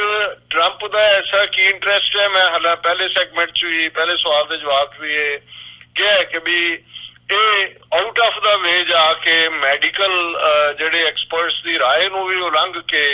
ਇਹ ਕਹਿਣ ਦਾ ਯਤਨ ਕਰਦਾ ਹੈ ਕਿ ਜੀ ਹਾਈਡਰੋਕਲੋਰੋਕੁਇਨ ਜਿਹੜੀ ਹੈ ਉਹ ਵੰਡਰ ਡਰੱਗ ਹੈ। ਔਰ ਅੱਜ ਇੱਕ ਟਾਕ ਸ਼ੋ ਤੋਂ ਹੀ ਮੈਨੂੰ ਇਹ ਪਤਾ ਲੱਗਾ ਕਿ ਵੀ ਜਿਹੜਾ, ਕਿਉਂਕਿ ਟਰੰਪ ਟਾਵਰਸ ਔਰ ਦੂਸਰੇ ਤੋਂ ਇਲਾਵਾ ਜਿਹੜੀਆਂ ਟਰੰਪ ਦੀਆਂ ਵੇਰੀਡ ਇਨਵੈਸਟਮੈਂਟਸ ਨੇ ਉਹਨਾਂ ਦੇ ਵਿੱਚ ਡਰੱਗ ਮੈਨੂਫੈਕਚਰਿੰਗ ਦੇ ਵਿੱਚ ਵੀ ਕੋਈ ਫਰਾਂਸ ਦੀ ਕੰਪਨੀ ਸ਼ਾਇਦ ਉਹ ਵੀ ਇਸੇ ਪਾਸੇ ਬਣਾਉਣ ਤੇ ਲਾ ਦਿੱਤੀ ਹੋਏਗੀ, ਉਸ ਦੇ ਵਿੱਚ ਇਹਦੇ ਵੱਡੇ ਸ਼ੇਅਰ ਨੇ। ਸੋ ਇਹਦੇ 'ਚ ਕੋਈ ਸ਼ੱਕ ਨਹੀਂ ਹੈ ਕਿ ਜਿੰਨਾ ਕੁ ਮੈਡੀਕਲ ਐਕਸਪਰਟਸ ਦਾ ਓਪੀਨੀਅਨ ਮੈਂ ਦੇਖਿਆ, ਕਿਉਂਕਿ ਜੇ ਅਸੀਂ ਇਸ ਜਿਹੜਾ ਕੋਵਿਡ-19 ਦੀ ਗੱਲ ਕਰੀਏ ਤੇ ਕੋਈ ਵੀ ਜਿਹੜੀ ਸਟੱਡੀ ਇਸ ਬਾਰੇ ਸੁਜੈਸਟਿਵ ਨਹੀਂ ਹੈ। ਇਹ ਇੱਕ ਵਾਇਰਸ ਹੈ, ਵਾਇਰਸ ਜਿਹੜੀ ਮਿਊਟੀਲੇਟ ਜਿਹੜੀ ਹੈ 3 ਵਾਰ ਜਾ ਕੇ ਬਾਡੀ 'ਚ ਕਰਦੀ ਹੈ, ਆਪਣੀ ਸ਼ੇਪ ਬਦਲਦੀ ਹੈ, ਮਿਊਟੀਲੇਸ਼ਨ ਅਸੀਂ ਇਸ ਨੂੰ ਹੀ ਕਹਿੰਦੇ ਹਾਂ। ਔਰ ਜਿਸ ਦੇ ਬਾਰੇ ਬੜਾ ਕਲੀਅਰ ਹੈ ਕਿ ਕੋਈ ਵੀ ਮੈਡੀਕੇਸ਼ਨ ਸਿੰਪਟੋਮੈਟਿਕ ਟ੍ਰੀਟਮੈਂਟ ਹੈ ਉਹ ਜ਼ਰੂਰ ਹੈ, ਲੇਕਿਨ ਕੋਈ ਵੀ ਇਫੈਕਟਿਵ ਡਰੱਗ ਤਾਂ ਵੈਸੇ ਹੀ ਕਿਸੇ ਵਾਇਰਸ ਦੀ ਨਹੀਂ ਹੈ ਜਿਹੜਾ ਕੋਈ ਇਨਫਲੂਐਂਜ਼ਾ। ਜੋ ਹਾਂ ਵੈਕਸੀਨੇਸ਼ਨ ਦੀ ਗੱਲ ਜ਼ਰੂਰ ਹੋ ਰਹੀ ਹੈ, ਔਰ ਜਿਵੇਂ ਇਸ ਮਾਮਲੇ 'ਚ ਬਿਲ ਗੇਟਸ ਜਿਹਨੇ 2015 ਦੇ ਵਿੱਚ ਇਹ ਵਾਰਨ ਕੀਤਾ ਸੀ ਜਦੋਂ ਕਿ ਜਿਹੜੀ ਹੈ ਉਸ ਵੇਲੇ ਇਬੋਲਾ ਔਰ ਬਰਡ ਫਲੂ ਔਰ ਸਵਾਈਨ ਫਲੂ ਔਰ ਇਸ ਸਾਰੇ ਦਾ ਲੋਕ ਸ਼ਿਕਾਰ ਹੋ ਕੇ ਹੋਏ ਸੀ। ਇਸ ਤੋਂ ਪਹਿਲਾਂ ਉਹਨੇ ਕਿਹਾ ਸੀ ਉਦੋਂ 3 ਦੇਸ਼ਾਂ ਦੇ ਵਿੱਚ ਅਫਰੀਕਾ ਦੇ 10,000 ਲੋਕ ਮਾਰੇ ਗਏ ਸੀ। ਉਹਨੇ ਕਿਹਾ ਸੀ ਕਿ ਵੀ this time we have been lucky, next time we won't be lucky, ਔਰ ਸਾਨੂੰ ਇਹਦੇ ਲਈ ਜਿਹੜੀ ਹੈ ਵੈਕਸੀਨੇਸ਼ਨ ਬਣਾਉਣੀ ਚਾਹੀਦੀ। ਔਰ ਮੈਂ ਦੇਖ ਰਿਹਾ ਸੀ ਵੀ ਈਵਨ ਡਾਕਟਰ ਫੌਸੀ ਵੀ ਔਰ ਬਿਲ ਗੇਟਸ ਦਾ ਵੀ ਕਹਿਣਾ ਕਿ ਜੇ ਫਾਸਟੈਸਟ ਅਸੀਂ ਮੂਵ ਕਰੀਏ ਤੇ 18 ਮਹੀਨੇ ਦੇ ਵਿੱਚ ਅਰਲੀਐਸਟ ਉਹਨਾਂ ਨੇ ਕਿਹਾ ਅਸੀਂ ਵੈਕਸੀਨ ਬਣਾ ਸਕਦੇ ਹਾਂ। ਸੋ ਜ਼ਾਹਰ ਹੈ ਕਿ ਵੀ ਇਹ ਸਾਰਾ ਹਾਈਡਰੋਕਲੋਰੋਕੁਇਨ ਦਾ ਰੌਲਾ ਟਰੰਪ ਦਾ ਖੜਾ ਕੀਤਾ ਹੋਇਆ। ਨਤੀਜਾ ਇਹਦਾ ਇਹ ਹੋਇਆ ਭਾਰਤ, ਪਾਕਿਸਤਾਨ, ਦੂਸਰੇ ਅਫਰੀਕਾ ਦੇ ਬਹੁਤ ਸਾਰੇ ਦੇਸ਼ ਜਿੱਥੇ ਅਜੇ ਵੀ ਹਜ਼ਾਰਾਂ ਲੋਕ ਜਿਹੜੇ ਨੇ ਉਹ ਮਲੇਰੀਆ ਨਾਲ ਮਰਦੇ ਨੇ, ਉੱਥੇ ਜਿਹੜੇ ਨੇ ਬਿਲਕੁਲ ਉਹ ਡਰੱਗ ਸਟੋਰ ਖਾਲੀ ਹੋ ਗਏ ਨਾ ਦਵਾਈਆਂ ਤੋਂ, ਧੜਾ ਧੜ ਲੋਕ ਜਿਹੜੇ ਨੇ ਉਹ ਲੈਣ ਲੱਗ ਗਏ। ਹੁਣ ਵੀ ਜਦੋਂ ਉਹਨੇ 3-4 ਵਾਰੀ ਰਿਪੀਟਡਲੀ ਕਿਹਾ ਔਰ ਉਹ ਇੰਡੀਆ ਤੋਂ ਵਾਧੂ ਮੰਗਵਾਉਣਾ ਚਾਹੁੰਦਾ ਹੈ, ਔਰ ਘੁਰਕੀ ਜਦੋਂ ਉਹਨੇ ਮਾਰੀ ਔਰ ਫਿਰ ਤੁਸੀਂ ਦੇਖੋ ਕਿ ਵੀ ਇਹ ਸੁਪਰ ਪਾਵਰ ਔਰ ਆਪਣੇ ਆਪ ਆਪਣੀ ਇੰਡੀਪੈਂਡੈਂਟ ਫੋਰਨ ਪਾਲਿਸੀ ਆਪਣੇ ਆਪ ਨੂੰ ਦੱਸਣ ਵਾਲੇ ਬਿਲਕੁਲ ਜਿਹਨੂੰ ਕਹਿੰਦੇ ਨੇ ਕਿ ਸੋਡੇ ਦੀ ਝੱਗ ਵਾਂਗ ਬਹਿ ਗਏ। ਔਰ ਅੱਜ ਭਾਰਤ ਦੀ ਫੋਰਨ ਮਿਨਿਸਟਰੀ ਨੇ ਫੈਸਲਾ ਕੀਤਾ ਹੈ ਕਿ ਜੀ ਅਸੀਂ ਪੈਰਾਸੀਟਾਮੋਲ ਵੀ ਔਰ ਖਾਸ ਤੌਰ ਤੇ ਜਿਹੜੀ ਡਿਮਾਂਡਡ ਡਰੱਗ ਸੀ ਹਾਈਡਰੋਕਸੀ ਕਲੋਰੋਕੁਇਨ ਇਹ ਅਸੀਂ ਅਮਰੀਕਾ ਨੂੰ ਭੇਜ ਰਹੇ ਹਾਂ। ਸੋ ਇਸ ਤੋਂ ਜ਼ਾਹਰ ਹੈ ਕਿ ਵੀ ਅੱਜ ਕਿਸ ਹੱਦ ਤੱਕ ਜਾ ਕੇ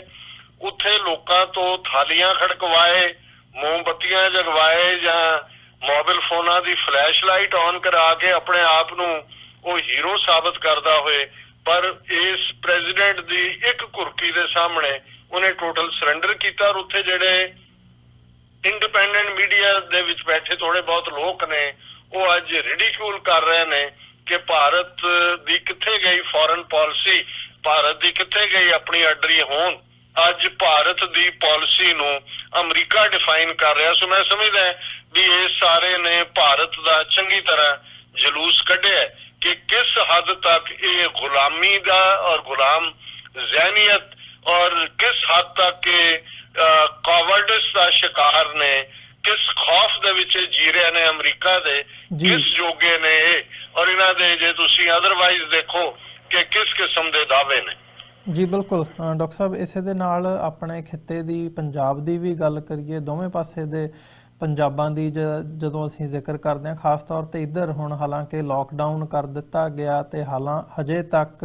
ਜਿਹੜੇ ਨੰਬਰਸ ਹੈਗੇ ਆ ਉਹ ਬਹੁਤ ਜ਼ਿਆਦਾ ਨਹੀਂ ਸਾਹਮਣੇ ਆ ਰਹੇ। ਉਹ ਭਾਵੇਂ ਕਿਸੇ ਟੈਸਟ ਘੱਟ ਹੋਣ ਦੀ ਗਿਣਤੀ ਕਾਰਨ ਹੋਣ, ਜਾਂ ਹੋ ਸਕਦਾ ਹੈ ਵੀ ਹਜੇ ਨਹੀਂ ਉਹਨਾਂ ਫੈਲਿਆ, ਬਚਾਅ ਹੈਗਾ ਰੱਬ ਦੀ ਕਿਰਪਾ ਦੇ ਨਾਲ, ਇਹ ਵੀ ਇੱਕ ਉਮੀਦ ਹੈ, ਇੱਕ ਫੈਕਟਰ ਹੈਗਾ। ਪਰ ਜਿੱਥੇ ਹਾਲਾਤ ਉੱਥੇ ਪੰਜਾਬ ਦੇ ਵਿੱਚ ਇਹ ਬਣੇ ਹੋਏ ਆ, ਖਾਸ ਤੌਰ ਤੇ ਅਸੀਂ ਜਦੋਂ ਇੱਥੇ ਬੈਠੇ ਆ ਬਾਹਰਲੇ ਮੁਲਕਾਂ ਦੇ ਵਿੱਚ, ਜਿਹੜੇ ਇੱਥੋਂ ਪੰਜਾਬ ਜਾਂਦੇ ਆ, ਸਾਡੇ ਇੱਥੇ ਦੇ ਜਿਹੜੇ ਪੰਜਾਬੀ ਹੈਗੇ ਆ ਉਹ ਉੱਥੇ ਜਾਂਦੇ ਨੇ, ਨਾਨ ਰੈਜ਼ੀਡੈਂਟ ਪੰਜਾਬੀ ਕਹਿ ਲਈਏ ਉਹਨਾਂ ਨੂੰ। ਸੋ ਉਹਨਾਂ ਨੂੰ ਜਿਨ੍ਹਾਂ ਦੇ ਪਾਸਪੋਰਟ ਬਾਹਰਲੇ ਹੈਗੇ, ਇਹ ਵੀ ਟ੍ਰੈਂਡ ਆ ਰਿਹਾ ਹੈ ਕਿ ਪੁਲਿਸ ਵੱਲੋਂ ਜਾਂ ਅਦਰਵਾਈਜ਼ ਉਹਨਾਂ ਨੂੰ ਧੱਕੇ ਨਾਲ ਹੀ ਚੁੱਕ ਕੇ ਅੰਦਰ ਸੁੱਟਿਆ ਜਾ ਰਿਹਾ। ਕੋਈ ਨਹੀਂ ਦੇਖਦਾ ਉਹਨਾਂ ਦੇ ਮਨੁੱਖੀ ਅਧਿਕਾਰ, ਜਾਂ ਕੋਈ ਨਹੀਂ ਦੇਖਿਆ ਜਾ ਰਿਹਾ ਕਿ ਉਹਨਾਂ ਦੇ ਉੱਤੇ ਕੀ ਜਿਹੜਾ ਕਹਿਰ ਹੈਗਾ ਇੱਕ ਹਿਸਾਬ ਨਾਲ ਉਹ ਢਾਹਿਆ ਜਾ ਰਿਹਾ ਹੈ, ਜਾਂ ਉਹਨਾਂ ਦਾ ਕੀ ਜਿਹੜਾ ਪਾਰਟ ਹੈ। ਕਿਸੇ ਕੰਪਲੀਟਲੀ ਜਿਹੜਾ ਹੈਗਾ ਇੱਕ ਕੇਓਸ ਵਾਲੀ ਸਿਚੁਏਸ਼ਨ ਬਣੀ ਹੋਈ ਨਜ਼ਰ ਆ ਰਹੀ ਹੈ। ਇਹਦੇ ਤੇ ਵਿਰੋਧ ਵਾਲੀ ਲਾਈਨ ਵੀ ਜਿਹੜੀ ਹੈ ਉੱਥੋਂ ਦੇ ਜਿਹੜੇ ਆਗੂ ਹੈਗੇ ਆ ਉਹਨਾਂ ਵੱਲੋਂ ਦੇਖਣ ਨੂੰ ਮਿਲੀ ਹੈ। ਇਸ ਨਜ਼ਰੀਏ ਨੂੰ ਕਿਵੇਂ ਦੇਖਦੇ ਹੋ, ਖਾਸ ਤੌਰ ਤੇ ਜਦੋਂ ਪੰਜਾਬ ਦੇ ਹਾਲਾਤਾਂ ਦਾ ਜ਼ਿਕਰ ਹੁੰਦਾ? ਦੇਖੋ, ਅਸੀਂ ਪਹਿਲਾਂ ਵੀ ਜ਼ਿਕਰ ਕੀਤਾ ਹੈ ਕਿ ਪੋਸਟ ਕਰੋਨਾ ਵਰਲਡ ਡਿਫਰੈਂਟ ਹੋਏਗਾ, ਔਰ ਪੰਜਾਬ ਦੇ ਹਵਾਲੇ ਨਾਲ ਦੋ ਤਿੰਨ ਗੱਲਾਂ ਬੜੀਆਂ ਅਹਿਮ ਨੇ ਦੇਖਣ ਵਾਲੀਆਂ। ਇੱਕ ਪਾਸੇ ਤਾਂ ਅਸੀਂ ਸਿੱਖ ਕੌਮ ਦੀ ਸੇਵਾ ਦੀ ਸਪਿਰਿਟ ਜਿਹੜੀ ਇਕੱਲੇ ਪੰਜਾਬ ਦੇ ਵਿੱਚ ਹੀ ਨਹੀਂ, ਜਿਵੇਂ ਸਾਡੀਆਂ ਯੂਨਾਈਟਿਡ ਸਿੱਖਸ ਜਾਂ ਖਾਲਸਾ ਏਡ ਵਰਗੀਆਂ ਸੰਸਥਾਵਾਂ ਬਾਹਰ ਨਿਕਲੀਆਂ ਨੇ, ਕੱਲਾ ਲੰਗਰ ਤੱਕ ਹੀ ਨਹੀਂ, ਈਵਨ ਪਰਸਨਲ ਪ੍ਰੋਟੈਕਸ਼ਨ ਇਕਵਿਪਮੈਂਟ ਤੱਕ ਦੇਣਾ, ਜਾਂ ਹੋਰ ਜਿਹੜੀਆਂ ਜ਼ਰੂਰਤਾਂ ਨੇ, ਮਾਸਕ, ਗਲਵਜ਼, ਇਹ ਵੱਡੇ ਪੈਮਾਨੇ ਦੇ ਉੱਤੇ ਪਹੁੰਚਾਈਆਂ ਜਾ ਰਹੀਆਂ ਨੇ। ਔਰ ਭਾਰਤ ਭਰ ਦੇ ਵਿੱਚ, ਜਦੋਂ ਕਿ ਮੋਦੀ ਨੇ ਤਾਂ ਥਾਲੀਆਂ ਖੜਕਾ ਕੇ ਬੰਦ ਕਰਵਾ ਦਿੱਤਾ ਹੈ, 2 ਕਰੋੜ ਲੋਕ, ਖਾਸ ਤੌਰ ਤੇ ਜਿਹੜੀ ਇਹ ਪੂਰਵਾਂਚਲ ਦੀ ਲੇਬਰ ਸੀ, ਯੂਪੀ, ਬਿਹਾਰ, ਦੂਜੇ ਦੀ, ਉਹ ਸਟਰੱਕ ਹੋਏ। ਉਹਨਾਂ ਦਾ ਕੋਈ ਪ੍ਰਬੰਧ ਨਹੀਂ ਸੀ, ਬਹੁਤ ਸਾਰਿਆਂ ਨੇ ਪੈਦਲ ਮਾਰਚ ਸ਼ੁਰੂ ਕੀਤਾ, ਔਰ ਨਤੀਜੇ ਦੇ ਤੌਰ ਤੇ ਥਾਂ ਥਾਈ ਜਿਹੜੇ ਨੇ ਕੋਈ ਭੁੱਖੇ 40-40 ਮੀਲ ਤੁਰ ਰਹੇ ਨੇ। ਉਸ ਪੀਰੀਅਡ 'ਚ ਵੀ ਮੈਂ ਦੇਖ ਰਿਹਾ ਸੀ, ਇਕੱਲੇ ਦਿੱਲੀ ਦੇ ਵਿੱਚ ਹੀ ਨਹੀਂ, ਜਿਹੜਾ ਉਹਨਾਂ ਦਾ ਸਾਰਾ ਡਾਟਿੰਗ ਜਿਹੜਾ ਰਾਹ ਸੀ ਜਿੱਥੋਂ ਦੀ ਉਹ ਗਏ, ਬਹੁਤ ਜਲਦੀ ਸਿੱਖਾਂ ਨੇ ਯੂਪੀ ਦੇ ਵਿੱਚ ਵੀ, ਬਿਹਾਰ ਦੇ ਵੀ ਗੁਰਦੁਆਰਿਆਂ ਦੇ ਬਾਹਰ ਆ ਕੇ ਜਿਹੜੇ ਉਹਨਾਂ ਸ਼ਹਿਰਾਂ ਚੋਂ ਲੰਘ ਰਹੇ ਸੀ ਉਹਨਾਂ ਲਈ ਲੰਗਰ ਦਾ ਪ੍ਰਬੰਧ ਕੀਤਾ ਹੈ, ਜਿਹੜਾ ਕਿ ਇੱਕ ਰਿਮਾਰਕੇਬਲ। ਔਰ ਕੱਲੀ ਇਹ ਭਾਰਤ ਦੇ ਨਕਸ਼ੇ 'ਚ ਨਹੀਂ ਹੈ, ਆਸਟ੍ਰੇਲੀਆ ਹੋਏ, ਇੰਗਲੈਂਡ ਹੋਏ, ਅਮਰੀਕਾ ਹੋਏ, ਕੈਨੇਡਾ ਹੋਏ, ਔਰ ਕੈਨੇਡੀਅਨ ਪ੍ਰਾਈਮ ਮਿਨਿਸਟਰ ਨੇ ਜਸਟਿਨ ਟਰੂਡੋ ਨੇ ਜਦੋਂ April 1 ਨੂੰ ਐਡਰੈਸ ਕੀਤਾ, ਸਿੱਖ ਹੈਰੀਟੇਜ ਮੰਥ ਦੀ ਬਿਗਨਿੰਗ ਹੈ ਓਨਟਾਰੀਓ ਸਟੇਟ ਦੇ ਵਿੱਚ, ਔਰ ਉਹਨਾਂ ਨੇ ਸਭ ਤੋਂ ਪਹਿਲਾਂ ਆਪਣੇ ਐਡਰੈਸ ਦੀ ਸ਼ੁਰੂਆਤ ਹੀ ਸਿੱਖ ਕੌਮ ਨੂੰ ਟ੍ਰਿਬਿਊਟ ਦੇਣ ਦੇ ਲਈ ਕੀਤੀ ਕਿ ਇਸ ਔਖ ਦੀ ਘੜੀ ਦੇ ਵਿੱਚ ਉਹ ਸਭ ਤੋਂ ਅੱਗੇ ਆਏ ਨੇ। ਔਰ ਉਹਨਾਂ ਨੇ ਈਵਨ ਸ਼ਹਿਰ ਗਿਣਾਇਆ ਕਿ ਫਲਾਂ ਥਾਂ ਦੇ ਉੱਤੇ ਸਿੱਖਾਂ ਨੇ ਆਪਣੀ ਵਲੰਟੀਅਰ ਸੇਵਾ ਦੇ ਨਾਲ ਜਿਹੜਾ ਸਾਡੇ ਦਿਲ ਜਿੱਤੇ ਨੇ। ਸੋ ਇਹੀ ਟ੍ਰੈਂਡ ਅਸੀਂ ਦੁਨੀਆ ਭਰ ਦੇ ਵਿੱਚ ਦੇਖਦੇ ਹਾਂ। ਪਰ ਪੰਜਾਬ ਦੇ ਹਵਾਲੇ ਨਾਲ ਇੱਕ ਜਿਹੜੀ ਨਿਊਜ਼ ਖਾਸ ਤੌਰ ਤੇ ਆਈ ਕਿ 90,000 ਦੇ ਕਰੀਬ ਨਾਨ ਰੈਜ਼ੀਡੈਂਟ ਪੰਜਾਬੀ, ਮੈਂ NRI ਲਫ਼ਜ਼ ਨਹੀਂ ਇਸਤੇਮਾਲ ਕਰਦਾ, ਔਰ ਮੈਂ ਇਹੀ ਐਨਕਰੇਜ ਕਰਾਂਗਾ ਕਿ ਭਾਈ ਅਸੀਂ ਇਹਨੂੰ ਨਾਨ NRP ਕਹਿ ਲਈਏ, ਜੇ ਨਾਨ ਰੈਜ਼ੀਡੈਂਟ ਕਹਿਣ ਨਾਲ ਹੀ ਸਾਡੀ ਤਸੱਲੀ ਹੁੰਦੀ ਹੈ। ਔਰ ਉਹਨਾਂ ਦੀਆਂ ਆਪਣੀਆਂ ਰਿਪੋਰਟਾਂ ਸੀ ਕਿ 90,000 ਦੇ ਕਰੀਬ ਨਾਨ ਰੈਜ਼ੀਡੈਂਟ ਪੰਜਾਬੀ ਪੰਜਾਬ ਗਏ ਹੋਏ ਸਨ, ਕਿਉਂਕਿ ਫਰਵਰੀ ਮਾਰਚ ਦਾ ਮਹੀਨਾ ਜਿਹੜਾ ਹੁੰਦੇ ਨੇ, ਚੰਗਾ ਵੈਦਰ, ਸ਼ੁਰੂਆਤ ਹੁੰਦੀ ਹੈ ਸਪਰਿੰਗ ਸੀਜ਼ਨ, ਕੋਈ ਆਪਣੇ ਪਰਿਵਾਰਾਂ ਨੂੰ ਮਿਲਾਣ ਲੈ ਗਿਆ, ਬੱਚਿਆਂ ਨੂੰ, ਕੋਈ ਵਿਆਹ ਤੇ ਹੈ, ਕੋਈ ਹੋਰ ਫੰਕਸ਼ਨਸ ਮੈਕਸਿਮਮ ਹੁੰਦੇ ਨੇ। ਹੁਣ ਉਹ ਜਿਹੜੇ ਨੇ ਉੱਥੇ ਘਿਰ ਜਾਂਦੇ ਨੇ, ਸਡਨਲੀ ਲੋਕਡਾਊਨ ਹੁੰਦਾ ਹੈ, ਫਲਾਈਟਸ ਕੈਂਸਲ ਹੋ ਜਾਂਦੀਆਂ, ਔਰ ਫਿਰ ਜੋ ਵਰਤਾਰਾ ਜਿਵੇਂ ਇਸ ਸਾਰੇ ਨੂੰ ਆਧਾਰ ਬਣਾ ਕੇ ਸਿੱਖ ਕੌਮ ਨੂੰ ਬਦਨਾਮ ਕੀਤਾ ਗਿਆ। ਔਰ ਫਿਰ ਅਸੀਂ ਗੱਲ ਕਰਾਂਗੇ ਕਿ ਕਿਵੇਂ ਈਵਨ ਜਿਹੜਾ ਤਬਲੀਗੀ ਇਕੱਠ ਜਿਹੜਾ ਦਿੱਲੀ 'ਚ ਸੀ ਉਹਨੂੰ ਆਧਾਰ ਬਣਾ ਕੇ ਭਾਰਤ ਭਰ ਦੇ ਮੁਸਲਮਾਨਾਂ ਨੂੰ ਬਦਨਾਮ ਕੀਤਾ ਗਿਆ। ਕਿਉਂਕਿ ਪੰਜਾਬ ਟੈਕਸ ਤੁਹਾਡਾ ਸਵਾਲ ਹੈ, ਮੈਂ ਪੰਜਾਬ ਦੇ ਉੱਤੇ ਹੀ ਰਵਾਂਗਾ ਕਿ ਜਿਸ ਅੰਦਾਜ਼ ਦੇ ਵਿੱਚ ਉਹਨਾਂ ਨੇ ਪਹਿਲਾਂ ਭਾਈ ਬਲਦੇਵ ਸਿੰਘ ਗ੍ਰੰਥੀ ਜਿਹੜੇ ਇਟਲੀ ਤੋਂ ਗਏ ਸੀ, ਔਰ ਉਹਨਾਂ ਨੂੰ ਕਿਉਂਕਿ ਜ਼ਾਹਰ ਹੈ ਕਿ ਜੋ ਇਸ ਵਾਇਰਸ ਦੇ ਸਿੰਪਟਮ ਨੇ ਲਗਭਗ 2 ਹਫ਼ਤੇ ਜਿਹੜਾ ਉਸ ਦਾ ਕੋਈ ਸਿੰਪਟਮ ਐਪੀਅਰ ਨਹੀਂ ਹੁੰਦਾ। ਔਰ ਜੇ ਅਸੀਂ ਦੇਖੀਏ ਕਿ ਵੀ ਇਹ ਕਿਸੇ ਦਾ ਕਸੂਰ ਨਹੀਂ ਹੈ ਔਰ ਅੱਜ ਹਾਲਾਤ ਇਹ ਬਣਾ ਦਿੱਤੇ ਉੱਥੋਂ ਦੇ ਮੀਡੀਆ ਨੇ ਵੀ ਨੈਗੇਟਿਵਿਟੀ ਕਰ ਕਰਕੇ ਕਿ ਜਿਹੜੇ ਈਵਨ ਇੱਕ ਵਾਰੀ ਬਾਹਰੋਂ ਆਏ ਨੇ ਟੈਸਟ ਨੈਗੇਟਿਵ ਵੀ ਨਿਕਲੇ ਉਹਨਾਂ ਨੂੰ ਹੀ ਜਿਹੜਾ ਇਸ ਕਿਸਮ ਦਾ ਉਹਨਾਂ ਨੇ ਜਿਹੜਾ ਉਸ ਕਿਸਮ ਦਾ ਜਿਵੇਂ ਕੋਹੜ ਦੇ ਮਰੀਜ਼ਾਂ ਬਾਰੇ ਕਦੇ ਸਾਡੀ ਸੁਸਾਇਟੀ ਦੇ ਉੱਤੇ ਸੋਚ ਹੁੰਦੀ ਸੀ ਉਹਨਾਂ ਨੂੰ ਬਿਲਕੁਲ ਜਿਹੜਾ ਉਹ ਰਿਜੈਕਟ ਕੀਤਾ ਲੋਕਾਂ ਨੇ। ਪੁਲਿਸ ਨੇ ਉਹਨਾਂ ਦੇ ਘਰਾਂ ਦੇ ਬਾਹਰ ਆ ਕੇ ਜਿਹੜੇ ਨੇ ਉਹ ਨੋਟਿਸ ਬੋਰਡ ਲਾਤੇ,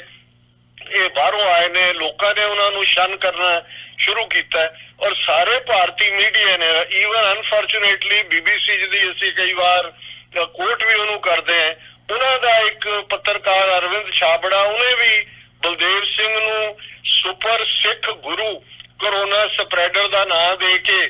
ਪ੍ਰੋਪੇਗੇਟ ਕਰਨਾ ਸ਼ੁਰੂ ਕੀਤਾ ਕਿ ਜੀ ਉਹ ਫੈਲਾ ਰਿਹਾ ਸੀ। ਹਾਲਾਂਕਿ ਉਹਨੂੰ ਆਪ ਨੂੰ ਵੀ ਨਹੀਂ ਸੀ ਪਤਾ। ਉਹਦਾ ਕੱਲ ਦੀ ਖਬਰ ਹੈ ਕਿ ਉਹਦਾ 2 ਸਾਲ ਦਾ ਬੱਚਾ ਜਿਹੜਾ ਕੋਰੋਨਾ ਤੋਂ ਸਫਰ ਗ੍ਰੈਂਡਸਨ ਪੋਤਰਾ ਉਹ ਠੀਕ ਹੋ ਕੇ ਘਰ ਗਿਆ। ਹੁਣ ਇਸ ਇਹ ਲਗਾਤਾਰਤਾ ਨਾਲ ਗੱਲ ਜਾਰੀ ਰਹੀ ਔਰ ਸਭ ਤੋਂ ਜ਼ਿਆਦਾ ਜਦੋਂ ਹੁਣੇ ਭਾਈ ਨਿਰਮਲ ਸਿੰਘ ਰਾਗੀ ਜਿਹੜੇ ਪਿਛਲੇ 4-5 ਮਹੀਨੇ ਤੋਂ ਇਟਲੀ 'ਚ ਜਿਹੜਾ ਬਾਹਰ ਗਏ ਹੀ ਨਹੀਂ, ਇੰਗਲੈਂਡ ਤੋਂ ਗਿਆ, ਉਹਨਾਂ ਨੂੰ ਦੱਸ ਕੇ ਦਰਬਾਰ ਸਾਹਿਬ ਦੇ ਰਾਗੀ ਕਹਿ ਕੇ, ਹਾਲਾਂਕਿ ਉਹ ਦਰਬਾਰ ਸਾਹਿਬ 'ਚ ਹੁਣ ਸੇਵਾ ਨਹੀਂ ਸੀ ਕਰਦੇ, ਪਰ ਜਿਵੇਂ ਉਹਨਾਂ ਨੂੰ ਵੀ ਟਾਰਗੇਟ ਕਰਕੇ ਔਰ ਕਿਵੇਂ ਫਿਰ ਉਹਨਾਂ ਦਾ ਅਪਮਾਨ ਕੀਤਾ ਗਿਆ ਉਹਨਾਂ ਦੇ ਮ੍ਰਿਤਕ ਸਰੀਰ ਦਾ। ਇਹ ਸਭ ਤੋਂ ਵੱਡੀ ਜਿਹੜੀ ਰਿਸਪੌਂਸਿਬਿਲਿਟੀ ਡਿਸਟ੍ਰਿਕਟ ਐਡਮਿਨਿਸਟ੍ਰੇਸ਼ਨ ਦੀ ਹੈ ਕਿ ਉਹ ਸ਼ਮਸ਼ਾਨ ਘਾਟ ਗੁਰਦੁਆਰਾ ਸ਼ਹੀਦਾਂ ਦਾ ਹੋਏ, ਉਹ ਸ਼ਮਸ਼ਾਨ ਘਾਟ ਦੁਰਗਿਆਣਾ ਮੰਦਿਰ ਦਾ ਹੋਏ, ਤਾਂ ਬਾਅਦ 'ਚ ਵੇਰਕੇ 'ਚ ਜਾ ਕੇ ਜਿੱਥੇ ਫਾਈਨਲੀ ਉਹਨਾਂ ਦੀ ਉਸ ਮ੍ਰਿਤਕ ਦੇਹ ਨੂੰ ਬੇਇੱਜ਼ਤ ਕੀਤਾ ਔਰ ਬਾਹਰ ਜਿਹੜਾ ਉਹਨਾਂ ਦਾ ਉਸ ਜ਼ਤ ਤੋਂ ਬਾਹਰ ਉਹਨਾਂ ਦਾ ਸੰਸਕਾਰ ਹੁੰਦਾ ਹੈ। ਇਹ ਉਸ ਟ੍ਰੈਂਡ ਦੀ ਗੱਲ ਹੈ ਜਿਸ ਨੂੰ ਦਿਨਕਰ ਗੁਪਤਾ ਉਹਨਾਂ ਦਾ ਡਾਇਰੈਕਟਰ ਜਨਰਲ ਪੁਲਿਸ ਜਿਹੜਾ ਅਮਰਿੰਦਰ, ਜਿਨ੍ਹਾਂ ਨੇ ਬਾਹਰਲੇ ਸਿੱਖਾਂ ਦੇ ਖਿਲਾਫ ਨਫ਼ਰਤ ਦਾ ਦੌਰਾ ਜਿਹਦੇ 'ਚ ਕਰਤਾਰਪੁਰ ਸਾਹਿਬ ਜਾਣ ਵਾਲਿਆਂ ਨੂੰ